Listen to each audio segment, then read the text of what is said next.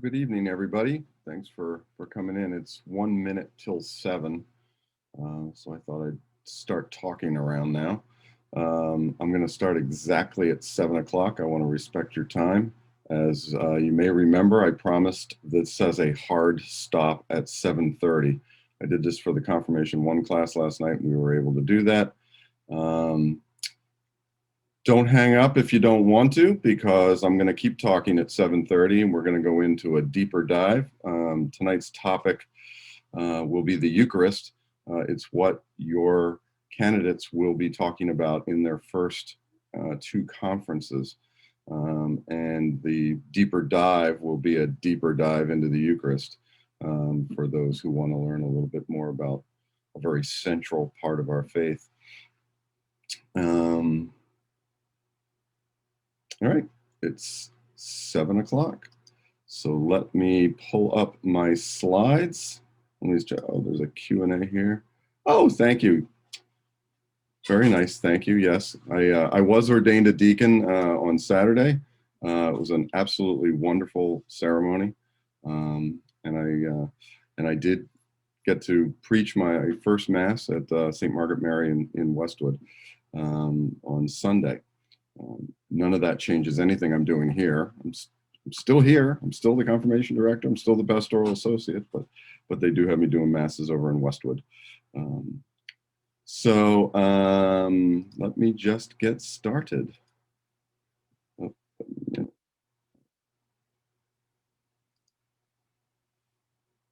Share screen would be much more helpful. There we go. Very good. So, as you know, there are 3 components to each one of these conferences that your children will be working in. The first part is a conversation with themselves and God. The next one's a conversation with friends. And then the last one is very, very, very important in my book, which is the parent conversation. And that's really what I'm here to help you prepare for. Let's begin it with a quick prayer, if you don't mind. In the name of the Father, and of the Son, and of the Holy Spirit. My Jesus, I believe that you are present in the most holy sacrament. I love you above all things, and I desire to receive you into my soul. I believe it because you have said it, and I'm ready to give my life to maintain this truth. Amen. In the name of the Father, and Son, and the Holy Spirit. And that's pretty much the gist of what this session is all about. So in the next 30 minutes, I'm going to give you a quick overview of what your candidates are going to be experiencing in their conversation with themselves and God. We'll talk a little bit about the objectives of the session. I'll give you a very, very high-level overview of the 6 videos that they'll be seeing over the next 2 conferences. And give you a sample question that they'll be asked, so that you kind of understand that CCD ended in 8th grade. This is now faith formation, so we do things quite a bit differently here, but I want you to get a flavor for that. I'll show you what the conversation with friends topics look like, and then the all-important conversation with parents talking points. We'll do some closing comments. I'll be open for Q&A. At 7:30, we hard stop, and I keep going. I have just 3 more slides after that, talking about different aspects of the Eucharist. So, and anybody who wants to stay on is certainly welcome to stay on. So, our first objective that we're hoping to work with the kids on is to demonstrate that there are many myths surrounding the Eucharist and to dispel those myths. I think we're all aware of a lot of the myths that are out there, and so it's very important that we establish what is the Catholic viewpoint on this central part of our faith. The second objective is to establish that Jesus is truly present in the Eucharist, and that it's an incredible gift to each of us through the Church. And then finally, we're going to learn a little bit about Eucharistic prayers, Eucharistic adoration, and how the Eucharist can have a transformational experience for us.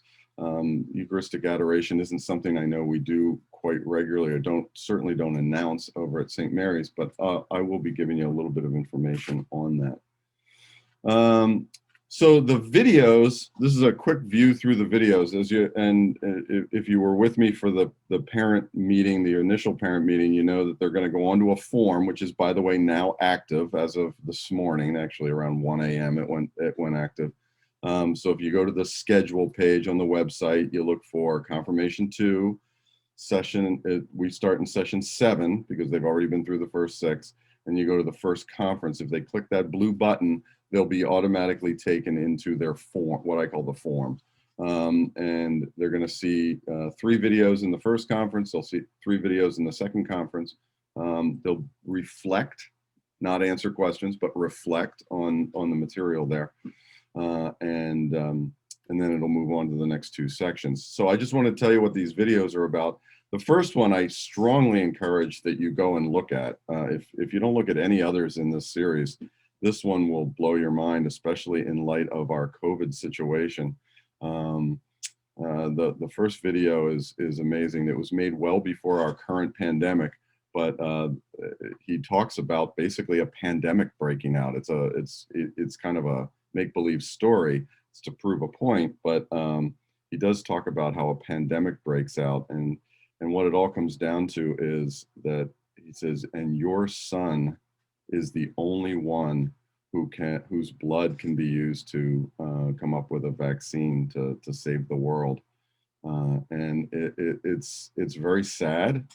I get a little choked up. I've seen it 2 or 3 times, and it's an amazing video, especially in light of what we've all been through in 2020. And right at the end, he says, so if your son sacrificed his life to save the world, and they had a ceremony on Sunday to celebrate him, how would you feel if very few people came, and many of those that did found it boring? And this is just something for the kids to think about in terms of how they react to being at Mass, and why we celebrate the Mass. So the question that the kids will be asked is, what is the one idea from this video you find most compelling? Again, not a right or wrong answer. How do you feel? All these questions really are based on how do you feel. You will get, by the way, a copy of this slide deck. It's being emailed to you at 8 o'clock tonight by our automated system. So at the end of this presentation, it'll be in your mailboxes. That hyperlink will be valid on that. So you just click the hyperlink you'll get it as a PDF, and you can view any of these videos that I'm talking about. The next video is called The One Thing, and it's talking really about how the Eucharist is the one thing about Catholicism that's so awesome. And he uses a lot of his own personal feelings and his own personal life history to kind of build the case here. He says, if you truly believe that the creator of the universe, who loves you deeply, was available to become part of you, would you ever miss Mass? You know, and so it kind of it gets the kids to say, okay, what do you believe? It gets them to think about the primacy of the Eucharist at the Mass. He brings up, he says, if you could bring a bunch of people to a desert island, and who would you bring? And he says he would definitely bring a priest, because without a priest, there's no Mass, and without Mass, there's no Eucharist, and he can't live without the Eucharist. I totally agree with him. And more important, he says, I don't want to live without the Eucharist. After the kids watch this video, we ask them a series of questions, and one of which is, which of Jesus' teaching do you find most difficult to live? Again, it's an opinion question, but it gets them to think, okay, which of these church teachings do I have the most trouble with? So we can start to pull that apart in later lessons. The next one gets to the heart of the matter, which is the true presence. And he starts out with an amazing story. And I hope you will all take another glance at this and include this maybe in part of what you're talking to your child about. It starts out with a story about a priest who lived in Lanciano, Italy around the year 700.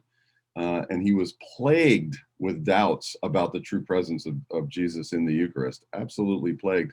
And he asked God to, please make me believe that Jesus is truly present in the Eucharist. And suddenly the bread actually changed into living flesh and the blood and the wine into blood. Lest we think that's a fairy tale, the actual flesh and blood is still in existence in Lanciano, Italy.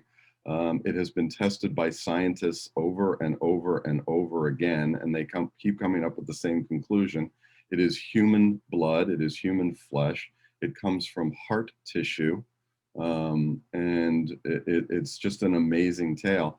And I also point out to the kids that I challenge you to Google this, because not only will you find the story from Lanciano, but you're going to find lots of other stories just like it on the internet. And I encourage them to kind of write about what they find when they go out and look at it. I'm not leading them in any direction.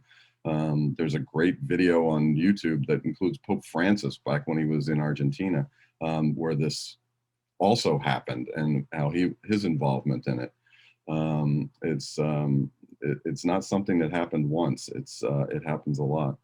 So we encourage them in this video to really take it literally, that Jesus said, this is my body. He didn't say this is a symbol of my body. He said, this is my body, which will be given for you. Do this in memory of me.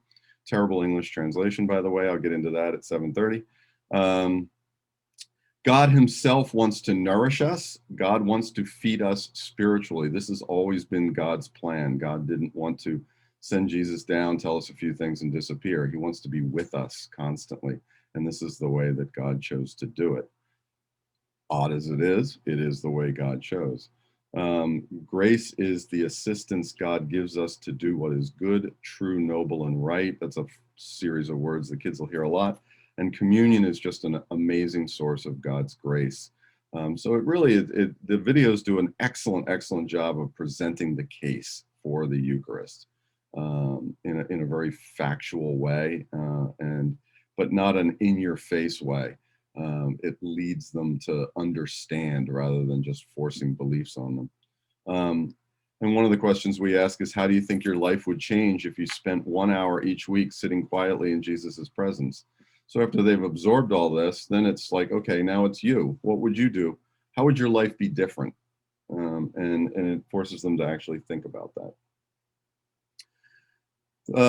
The fourth video is on the power of the Eucharist. The Eucharist is the ultimate superfood for the soul to give you the wisdom, strength to choose the right path and fight off diseases like selfishness and other related vices and bad habits. And this is the angle it now takes, is we are flawed human beings. We make bad decisions. We make self-centered moves. I can totally attest to all of this. And we've developed a lot of bad habits. However, by continuously coming to Jesus in the Eucharist, have him coming to us, becoming part of us, it's a way of fighting that off and really and being able to beat our vices and our bad habits. And again, I'm going to attest to that. So the Eucharist is not just a symbol, it really is Jesus. The same Jesus who healed people with a touch, the same man who taught with more wisdom than any person who ever walked the earth. I just extracted these lines out of some of the stuff that Matthew Kelly says, because he's an absolutely brilliant writer, brilliant speaker, and he's got a lot of great stuff that we all need to hear, especially the kids. So one of the questions for the kids is, again, not trying to hammer the subject on them, but say, have you ever tried to quit a bad habit and failed? And how did your failure make you feel? And it's going to be followed up with, well, if you'd like to, improve your odds of beating that bad habit, the Eucharist might be for you. It's a wonderful thing. So that's the angle we're taking with them. The second to last video is get close and stay close. This is kind of the pitch for Eucharistic Adoration. I don't know, I'm not going to ask how many of you have participated in Eucharistic Adoration once, twice, or many times in your life. I am going to give a pitch to whoever's still on the phone or, after 7:30, and talk a little bit about what it is and how to do it if it's something you choose to do. It's one of my favorite things to do.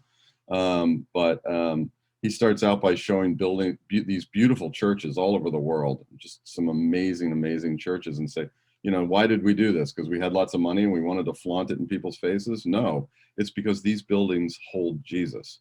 Jesus is present in the Eucharist.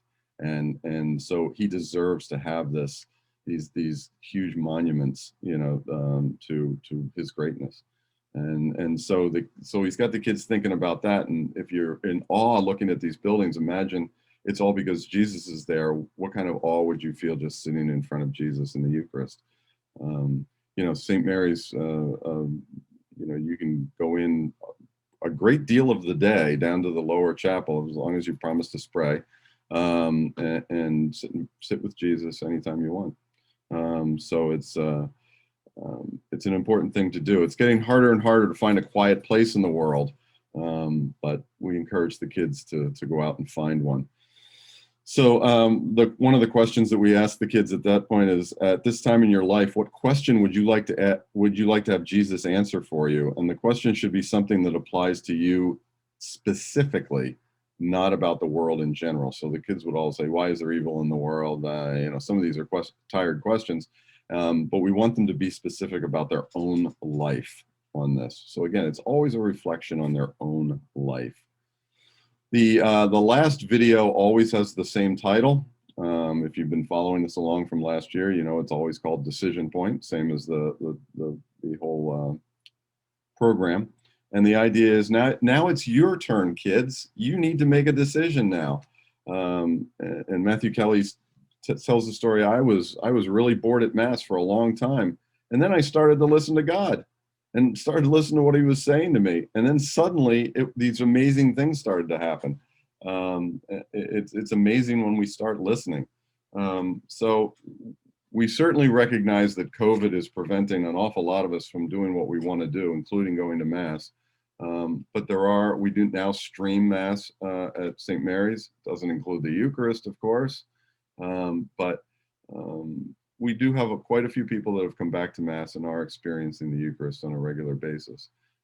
So no pressure from me to anyone here who is still not ready to come. I mean, it's a personal decision, but please know that Mass is there for you when you're ready. And one of the questions we ask the kids is, how would the world look different if everybody took just one day each week to rest and turn their attention towards God? It used to be that way. I'm probably older than most of you, but I remember there was nothing on TV. All the stores were closed and all that on Sundays because it was a day of rest, when I was a kid. It's certainly not that way anymore. And it is a great question to ask for us all to ask. What would happen if we actually made that a day of rest? So the next part, when they're finished with that, I actually was doing this presentation for Confirmation 1 parents last night. And while I was doing it, 3 kids were able to completely finish the entire thing, the entire form, which included having a conversation with their friends, and they hadn't yet been placed into groups. And they had a conversation with their parents, all while their parents were online with me. So the kids will tend to try to race ahead. At least 3 girls in Confirmation 1 tried last night. But the idea is to have a group of friends, and I was able, and Confirmation 2 is great. There's only 4 or 5 kids in each group, which is a fabulous number. But they all get together and they get like 2 little things to talk about each week. And then they get to reflect on what each other said. So in the first conference, the kids are going to prepare like this. It says, like Jesus who sacrificed himself for us, we are called to make sacrifices throughout our lives. Are you willing to make sacrifices in your life that benefit other people? If not, why not? It's a tough thing to get a young person to actually say, yeah, I'm willing to put all my immediate needs aside and help somebody. Some kids are good at that. A lot of them aren't. So it kind of gets them to think, what would I do? And then in the next one down in 2020, how are you being called to lay down your life for others? We don't want them to think martyrdom is necessarily the end of life, but there is a way of laying down your life for others. Putting aside your own needs and putting their needs as a priority is a way of laying down your life for them. So how are you being asked to put the needs of others ahead of your own? Just get them to think about it. And then after the call, they'll discuss those on their call. And the calls I anticipate will last, I say 20 minutes, but some of them could be 10 minutes. Some of them will get kicked off by Zoom after 40. It depends on the group. I hope the Holy Spirit helped me, put the groups together. So we want them to say, okay, which story about making sacrifices in order to help other people impressed you the most? One of your friends might have told a story and you went, wow, that's really great. And they talk about that. And I always say no names, because what happens in their little group stays in their little group. I want them to feel comfortable talking about things. So we don't want to be snitching on each other. After hearing your friends talk about times when they put their needs ahead of their own, what ideas do you have for how you can become a better version of yourself? Something Matthew Kelly was drilling into them all last year, how to become a better version of yourself. In conference 2, really quickly, when was the last time you did something that you knew wasn't good for you? And why did you do it even though you knew it wasn't good? Again, get them to think about their actions and making their decisions. And kind of we're building on conscience and things like that. Which story of your friends doing something they knew they shouldn't do had the greatest impact on you? So this is just the types of things that we expect them to be able to reflect on after having a conversation. These conversations with friends are extremely important at this age, extremely important.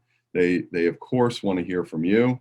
They really don't have a lot of time for often the teachers on different subjects other than the subjects being taught, but they want to know what their friends are thinking. And certainly parents have a huge influence.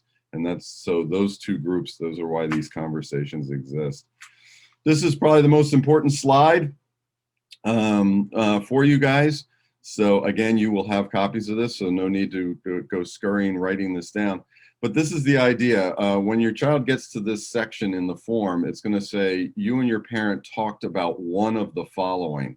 What did what did you talk about? What did you think, et cetera, et cetera. You can pick one of these in conference 1, and then another one in conference 2. You can pick 2 of them. You can pick 3 of them. You can do more than this. This is totally up to you. But I do ask, please pick at least one so that your child doesn't look at their form and go, oh, we didn't talk about anything. So the first one in conference 1 is tell your teen what you love the most about being Catholic. I can't give you the answer to that. Only you have the answer to that. So give them an honest, what do I like most about being Catholic? And I'm sure we could get 30 people would give us, 25 different answers on that. Tell your teen about some of the sacrifices you have made in your life, and make sure you mention the people whose needs you put ahead of your own. You're as an adult, I'm sure you've encountered this on many occasions. So pick one, talk to your kid about it. The last one, with your candidate, look up some of the other miracles that involve scientific experiments indicating that the Eucharist is what Jesus said it would be. It will blow your mind how much of that is out on the internet, some of which I probably would discount, but some of it is frighteningly believable. Some of the science is incredible. So spend some time, play together on the internet and look some of these things up. Tell your candidate about a time you wanted to do the right thing and turn to God for help. This is laying some groundwork for some stuff that's coming up as well. So you wanted to do the right thing. You wanted to pass a test. You wanted to, be there for a parent who was sick, or you wanted to, you needed to do something right, and you said, God, please help me. It's good to hear that that your parent has a good relationship with God. Talk to your teen about how much noise and commotion you feel there is in life, and tell them what you do to find a greater sense of peace and calm when you feel overwhelmed. In this COVID world, this is an easy one. We all have stories of feeling that like there's too much pressure, there's too many things to do, everything's out of sorts. You all have something you do. go into the bathroom, close the door, and just sit in there and ignore the world for a little while. Listen to music. You all have your things. So, but your child is overwhelmed too, and they probably don't express it as much as adults do. So that it would be helpful for them to hear what you do. And then this last one I love. What ideas do you have, you parent, have for making Sunday more of a family day? So I know I looked forward to having a day or at least a half a day with my children. My children are all grown and out of the house now. But I really looked forward to coming up with ideas for how I could trick them into spending time with me. So talk to your teen about some of your ideas and create a plan that works for both of you. You don't have to map out the whole day, but if you could come up with one thing that was more family oriented on a Sunday, that would be awesome. And I think you guys would get a lot out of that. All right, so in closing up, there's a great quote here from Matthew Kelly: whether you are 16 or 60, the rest of your life is ahead of you. You cannot change one moment of your past, but you can change your whole future. Now is your time. This guy has some just amazing quotes. So some reminders for you all. Encourage the teens to do the conversation with themselves and God as soon as possible, because they can't get to the other sections without doing the first section. The software kind of makes them do that whole thing first, because it includes a lot of information that are going to be good for the conversation with their friends, conversation with you. So they need to do that first. Please don't encourage them to just write anything for the friends and yours, as I had 3 girls do last night. But allow them privacy to complete that first section. There are several opportunities in the form where they're encouraged to pray. And I think if they're sitting in the middle of the living room, it might be a little challenging for them to pray. I'm going to get to all those questions that are popping up at the end of this slide. Let's see, candidates don't have to finish everything in one sitting, by the way. But if they're not going to finish it all in one sitting, they always have to use the same web browser on the same computer. The form forces the browser to memorize all the answers until they hit the submit button. So if they get most of the way through that and they need to go to dinner, or even turn off the computer, they can come back later. As long as it's the same computer and the same browser, all their work will still be in there. As soon as they hit the submit button at the end, it wipes the register clean of all the data, and all their answers are gone. Don't think they're gone forever, though. You're getting a copy of the email. So every time they hit submit, you get an email. And continue to ask your candidate when their conversation with friends is scheduled for until you get an answer, because that's going to be especially for the first round, it's going to be tough for them to pick a date and all get together. Once they've done it once, it should be easy after that, but the first time is going to be tough. And remember, your conversation with them comes last, so make sure they do everything else first. But please try to do it before the deadline. If any of you did not get a calendar, the calendar is all the dates are on the website, but there's a clever little calendar that I gave out after the parent meeting. If some of you didn't get it, just confirmation.director@stmarysfranklin.org. Send that to me and go, I didn't get the calendar. And I'll probably send you the calendar and every other handout that I did after the parent meeting. Because I know a lot of people have come in after the initial parent meeting. And please remind them not to fall behind. Conferences will close after the deadline. So I know a lot of people during COVID got stuck with 5 lessons that they never finished, and it's just too overwhelming for them to ever catch up. So we're trying to give them 2 or 3 weeks to do everything on, for a conference, and then we'll move on to the next. But after 2 or 3 weeks, it's kind of over. We need to move on. And then the last section there is an optional section. They don't have to fill it in, but it's Ask Deacon Stephen questions. So if they have any questions or anything they want to ask about the faith, about the lesson, about anything, they put it in there, and then I record one of these goofy videos of my bald head, and I give them all the answers without using anyone's name. Because if they have the questions, so does everybody else. So that's the way it kind of goes. So I'm going to say questions, but I can only see what you're doing if I stop sharing and look over here. All right. Q&A. Here we go. When will my team find out about their small group? I sent out for this group, the confirmation 2 folks. I sent out to the small group leaders who is in the group.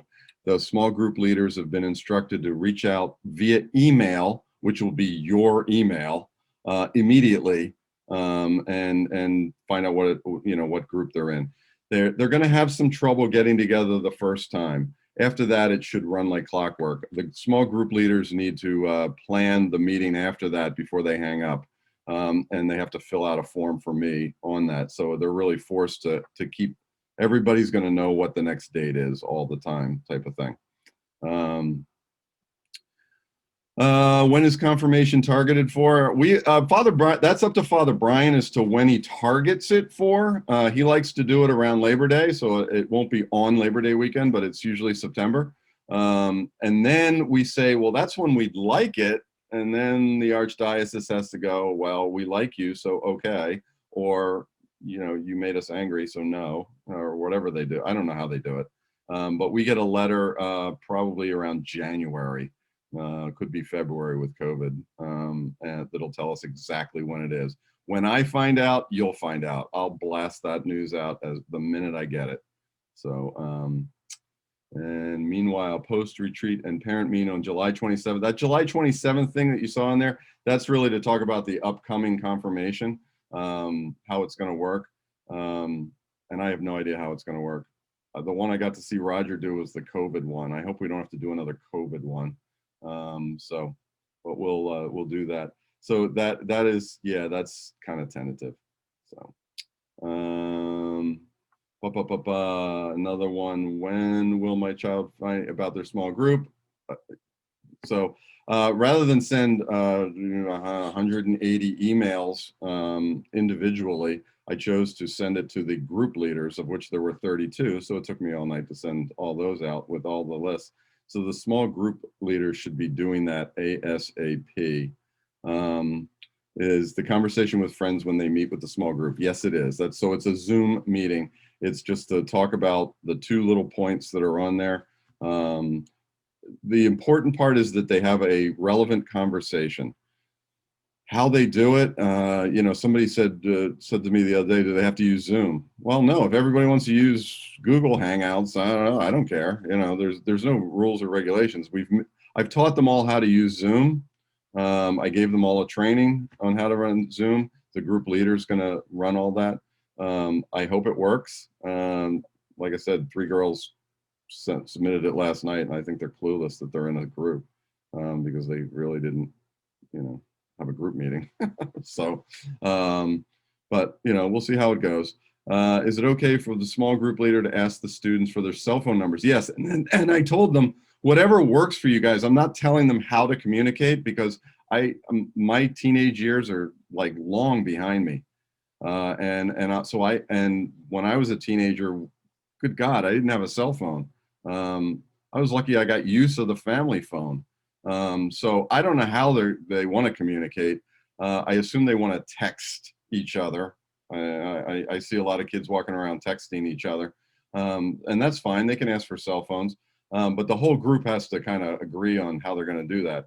I know there are all kinds of crazy apps these days that they use to talk to each other, WhatsApp and different things like that, and they can talk to each other that way to set it up. But Zoom allows them to look at each other.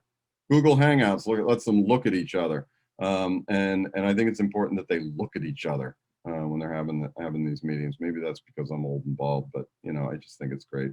The parent email is critical because it's the way our software system is going to recognize you.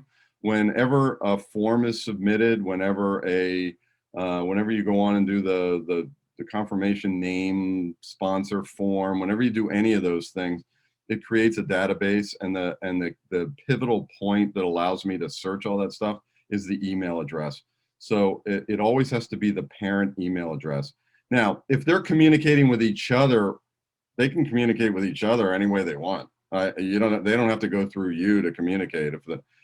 They're your child though, so you make that call. If you'd like them to go through you, go through you. If you want them to go do it on their own, they can do it on their own. But anything that's submitted to us, they have to use your parent, your email address, so that they get credit for stuff. Otherwise, I'll be chasing them down going, you didn't do this. And they'll be going, yes, I did. And I'm like, did you use your parents' email address? And they're like, no. So that's kind of the way that goes. My child is a small group leader. Yay, thank you. Do they have the email parent? Yeah, so they have the parent email address to make the initial contact. So that way, when you get an email, you'll get this is anonymous attendee, and I don't have any of them memorized anyway, but you're going to get an email from a kid or from a parent of a kid saying your child is in the group, so they're all supposed to get together. Can they do texting, phones, whatever? So I trained all the group leaders to do that, to figure out whatever works best for them. And please give them some assistance. Once they have the first Zoom meeting, they can't close out that Zoom meeting before they pick the time and date of the next one. So it'll all just flow from there. So it should be good. All right. And I'm looking over at the chat just in case. My child's a group leader. He can't email the kids in the group on the email ID. Oh, it has to be because I don't have the kids' email addresses. I don't want the kids' email addresses. As an employee of the Archdiocese of Boston, I'm not allowed to send an email directly to a child without copying the parent. So I just said, well, I'm just going to go to the parent and then, let you guys do it. So anytime your child emails me, if they don't copy you, I am unable to respond to them. They can, that's why I put the Ask Deacon Stephen thing so they can get questions answered, that way. If they do want to email me, that's great. They just have to copy you, and then I will reply to all so that you're always in that loop. So do the Zoom meetings with the parent email. No, they don't. For the Zoom meeting, they can do whatever they want. They can, as long as they have a conversation. I drill them into them. Please, as long as they're having the conversation, that's great. There's nothing to submit on that conversation. They take that conversation, it's in their heads, they go back to the form and they reflect on it. That reflection comes to us. That has to be the parent email. But whatever happens in Zoom stays in Zoom, as far as I'm concerned. So I did run over on this, but these were good questions. Does anybody have one last? Mention a calendar. Is this used for a guide for yeah, all the deadlines are on it. All the deadlines are on it. Just send a confirmation director and I'll send you one if you don't have it. But the deadlines are all on the website too. So, all right. So if anybody would like to hang out and see what the next part of this looks like, I don't think it's a full half hour, but I'm gonna just go back here, hit this, and we're gonna talk a little theology, shall we? Here we go, some deeper concepts. First one I just want to cover is I think there are 3 primary resources that every household should have at this time when you have your kids in this program. The first one is a Bible, of course, and lots of homes have different Bibles. I'm going to make a couple suggestions. There are different translations, and for those of you who are in the know, you probably know that the Old Testament was written in Hebrew, the New Testament was written in Greek, Koine Greek to be exact, and neither of those languages follows the exact same sentence structure as English. So there is no such thing as a word-for-word translation. You wouldn't understand it. So there are different translations that are more closer to word, or they're closer to thought for thought. So that's why you see different translations. The one we use at church is the NABRE, which is the New American Bible Revised Edition. If you get a slightly older version, it's the NAB. If you want to know what the difference is, you're going to make me totally geek out, but I do know the answer. The other is becoming a big favorite of mine is the NRSV CE, which is the New Revised Standard Version, and the -CE means Catholic Edition. There is an NRSV for the Protestant world. The Protestants chop 7 books and a couple portions of a couple others out of the Old Testament way back in the 1500s. So if you're going to get a Catholic Bible, you need to have those 7 books. We as Catholics use all of them and 5 of them quite often. So those are important to have in a Catholic Bible. If you are phobic about spending money, just click on bible.usccb.org/Bible, and it's an outstanding NABRE version of the Bible, easily searchable. You can do lots of things with it. If you're like, and if you want to geek out like me and get degrees in theology and crazy stuff like that, you can go on and get 1,000,000 Bibles on your phone. I figured rather than bore you with that, I would say Olive Tree is my favorite Bible app. You can put any translation that you want to spend the money on into your Olive Tree app, and it works very, very well. The second one down here is the Decision Point book, which you all received last year. I would hold on to this book forever, ever, and always. It's amazing. Those 2 links there, one of which will get you to a PDF version of the book, if that's something you'd like, and the next one gets you to all the videos. If you really like the videos and like to watch them like at lunch or something, there's a Decision Point app. It has all of the videos there. Look for 7.0, the one on the little pandemic video. It's blow your mind. The last one that every house should have, and very few homes, I'm afraid, do, is the Catechism of the Catholic Church. This book was put together by John Paul II in 1992. It existed in that form for quite some time, and then Pope Francis in 2018 changed the contents of paragraph number 2267, so it's just gone into reprint. Paragraph 2267 was on the death penalty, and Pope Francis made a change to what we believe in the Catholic Church on the death penalty. Want to hear more? Give me a call. There are a couple of links there, one of which is how to get the Catechism of the Catholic Church through the USCCB website, which is very good, but it's hard to search for things. So I gave you a second link, which is this Charles Borromeo parish down somewhere in Mississippi. And somebody did a labor of love and did an absolutely exquisite job of being able to put in paragraph 2267, boop, up it comes. So it's really good. The Catechism, if you haven't looked through it, is broken into 4 sections. What we believe, which is based on the Nicene Creed, all the sacraments, one after another. The 3rd section is called Life in Christ, which is basic morality, and then prayer, which is mostly based on line-by-line analysis of the Lord's Prayer. So these are just phenomenal resources that every Catholic home should have. So I want to talk just a little bit. I do for Eucharistic ministers, I train them, and going through the theology of the Eucharist, I've had some really inquisitive people, and we've spent 2.5 hours talking about this, but I'm going to try to do this in like 3 to 4 minutes. Just give you a little bit of basics on the theology of the Eucharist. I call it meal sacrifice and chairism. Chairism is a word I made up. I'll explain it in a second. Catholic belief about the Eucharist is really the center of the Catholic faith. And it goes back to the line, Jesus took, blessed, broke, and gave bread, saying, "This is my body." He shared the cup and he said, "This is my blood." He didn't say this is a symbol. He said, "This is my blood." All ate and drank, and he commanded, "Do this in memory of me." Very poor English translation of that. It's and I'll get into that in a split second. But anyway, if you'd like to look it up, I give you all the Bible points here that you can look up in your Bible. Mark, Matthew, and Luke, the synoptic gospels, all talk similarly about the institution of the Eucharist. It's all at the Last Supper. Paul's first letter to the Corinthians echoes this moment in time. John has the Last Supper, but does not talk about the institution of the Eucharist in the Last Supper. He talks more about the washing of the feet, if you remember. But the John 6 is the bread of life discourse. So I am the bread of life.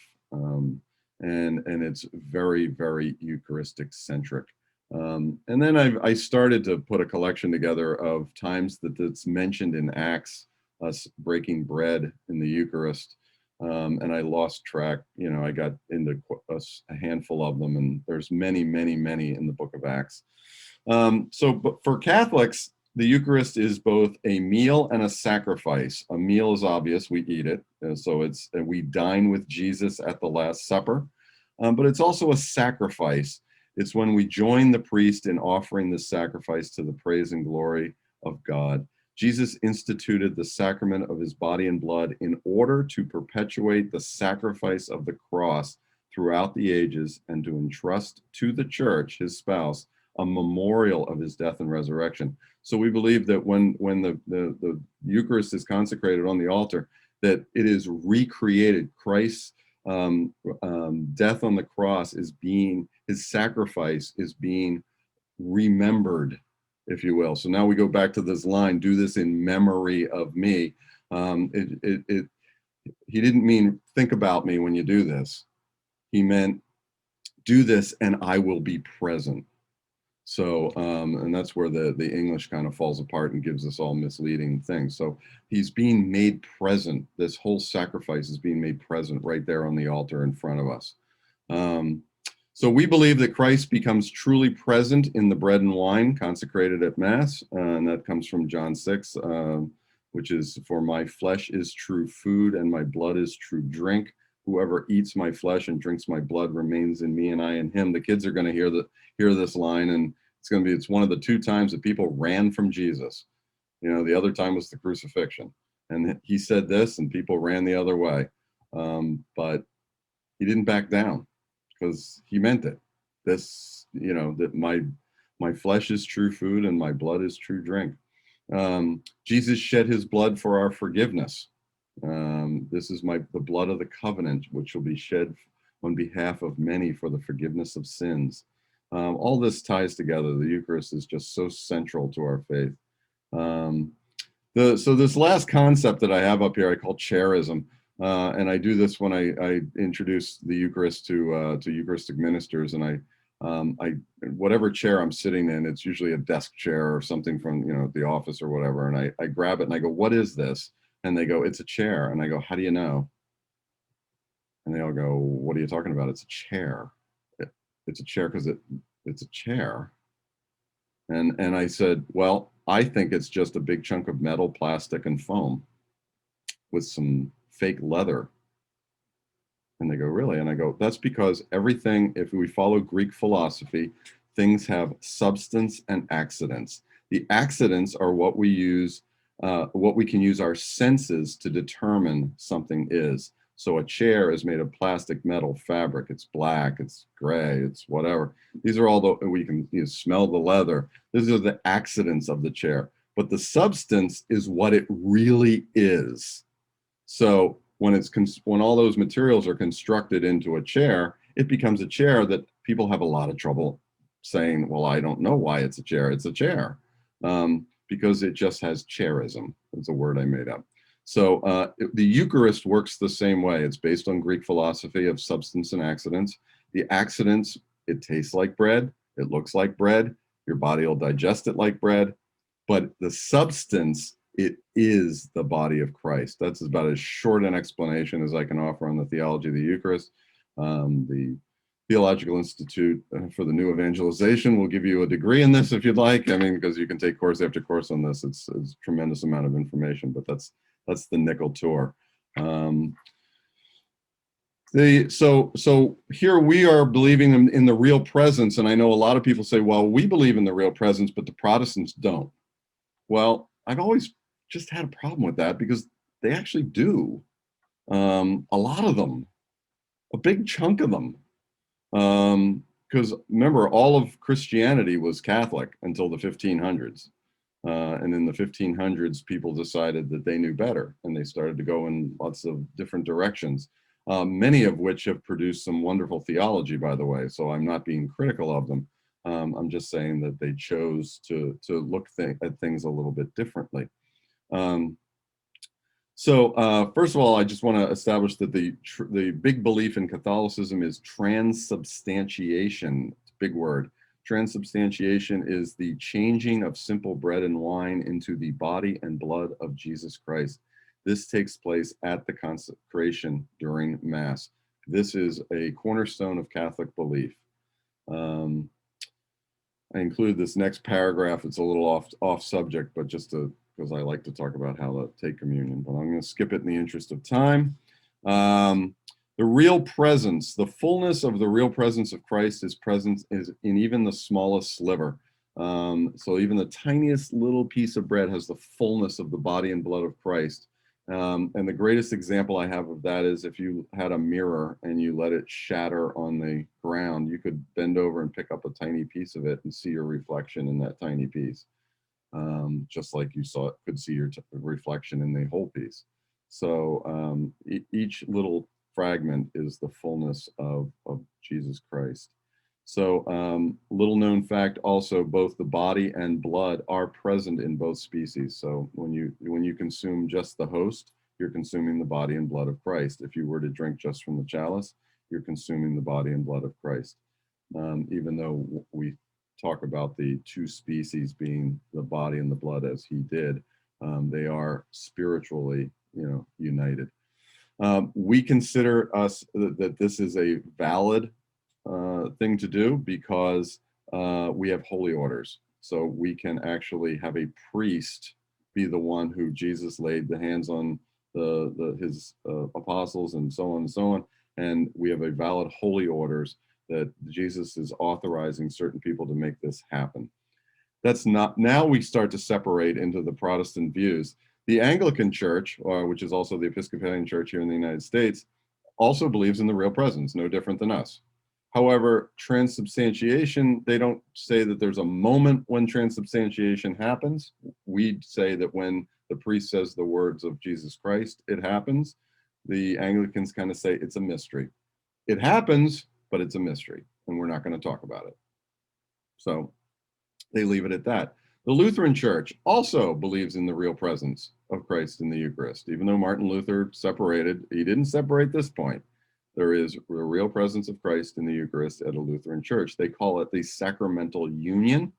And what they say, this happens without any human interaction. So the Lutheran priest does nothing in this. This is completely Jesus that makes this happen, and there's no intervention from human beings at all.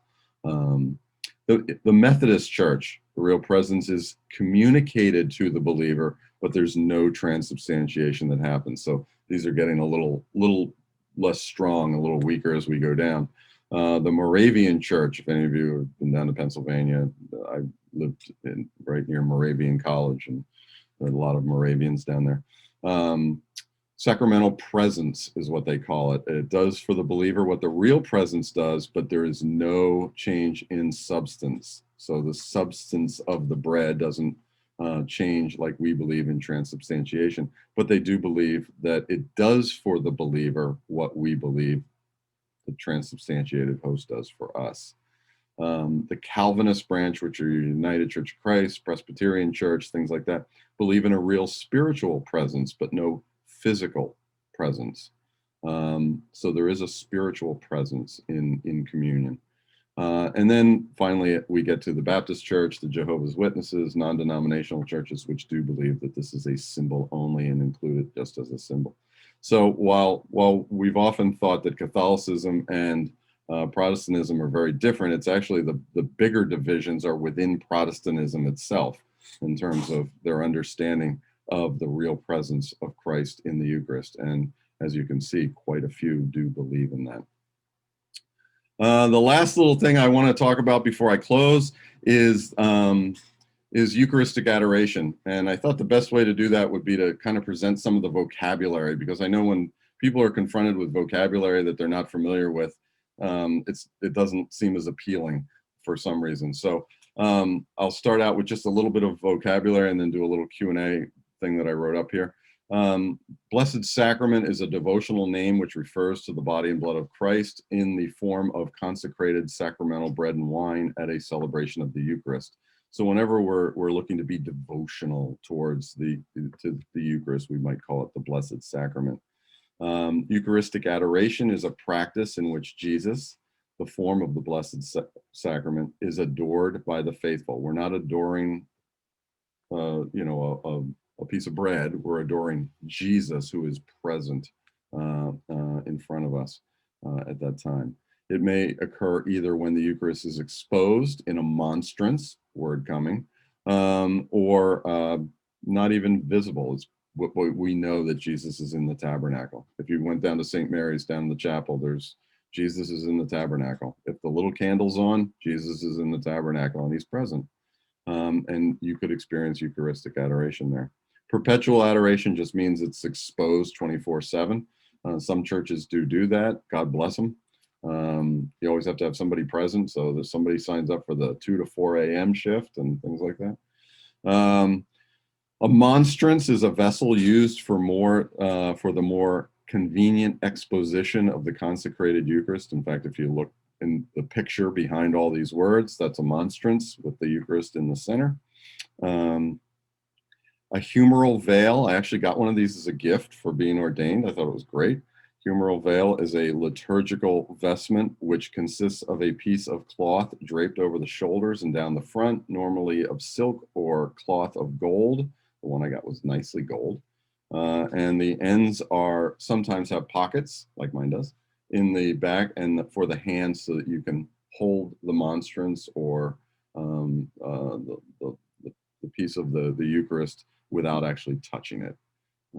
It's just a show of respect and devotion.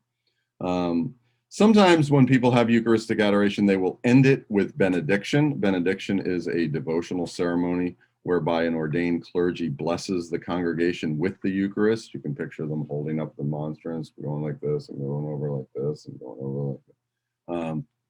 There are some words to that, but they're in the back of every missalette if we ever get allowed to put them back in our pews. And then when we put Jesus back in the tabernacle, that's known as reposing him or a reposition of the Blessed Sacrament back to the tabernacle. So my little Q&A, kids look at me and they go, Eucharistic adoration, what's that? And they go, what do you do? And I go, you pray. They go, well, what else? I go, nothing. You just pray. That's it. There's nothing to do. There's no work. Are there any things that I need to say? No. It's just prayer. That's all it is. It's prayer in front of the Blessed Sacrament. Can I go anytime the church is open? Yes. Anytime. For as long as you'd like. Is it cool? It's totally cool. It's one of my favorite things. I've come to love it over the last few years of formation and everything. We do it quite a bit in diaconal formation. And I've grown to absolutely look forward to it and love every minute of it. So I hope this was interesting to you. I'm going to tack on an extra little half hour of theology, if you will, after each one of these parent meetings. They're totally optional. I'm sure most of you, if not all of you, have dropped off by now. And let me see if do I have anybody left. Yeah, we got a few people. Thank you very much. Yeah, so I'll keep doing those if you guys keep showing up. This if some of your friends didn't make it tonight, I don't know how many people were here overall, but I will have this video up on hopefully by tonight. If I can get it done, I'll get it on tonight. Yeah, if anybody, does anybody have a specific question? I see thank yous. You're most welcome. Thank you, thank you, thank you. You guys are awesome. You're most welcome. Anytime. If people learn to like this, I'll do it separate. And because I love adult education, I think it's an awesome thing to do.